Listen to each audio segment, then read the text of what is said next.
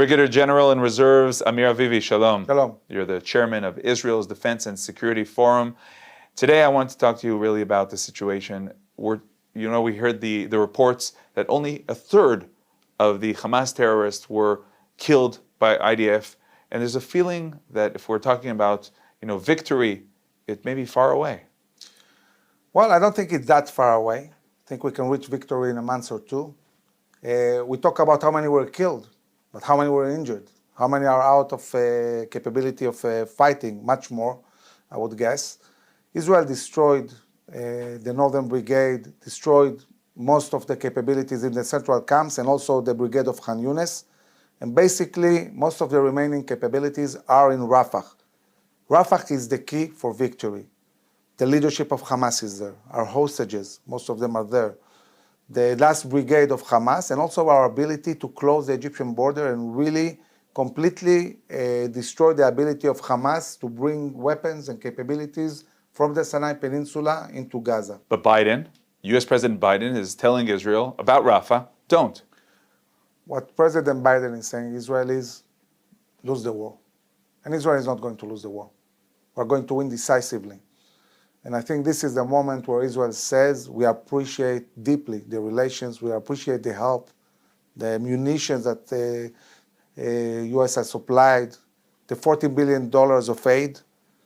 But this is something we cannot agree to. We need to win decisively. Everything depends on Rafah. And this is why you see the IDF actually going into Rafah and expanding the operations there. Every day, we started with 2 brigades, now it's 4 brigades. I would assume that in a week, maybe we'll see 2 more. And this is expanding until we take over all of Rafah and destroy all of the tunnels along the Egyptian border. There are more than 50 tunnels that are supplying Hamas with capabilities and hopefully reach the leadership of Hamas. And where does the challenge of freeing the hostage, where does that come in here? So we have to understand what is Hamas' strategy. They understand they cannot win on the battlefield. So they have a strategy that says the following. We will win if we survive. We will survive if there will be international pressure that will make Israel stop the war, or also elections in Israel. They need political turmoil inside Israel. They want to see demonstrations. So they have no motivation to release hostages, because if they release hostages, then the pressure on the government will go down. Nobody will be able to claim that the government is not taking care of hostages. So they have no motivation to release them. So what can we do? So what can we do? Military pressure. The only way to bring Hamas to the point where they really actually contemplate releasing hostages is the moment where they are threatened existentially.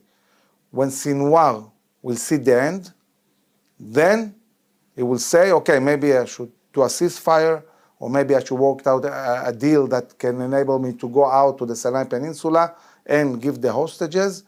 So only military pressure. The Chief of Staff is saying that, the Minister of Defense is saying that, the Prime Minister is saying that, and I think it's time the Israeli society understands that.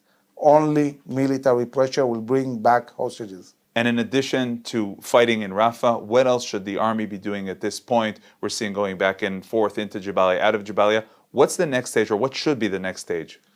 Well, I think that one thing we're not really dealing with the right way is the issue of humanitarian aid. It's time that Israel controls the distribution of humanitarian aid in a way that it will be directed to children and women and not to the terrorists that are fighting us.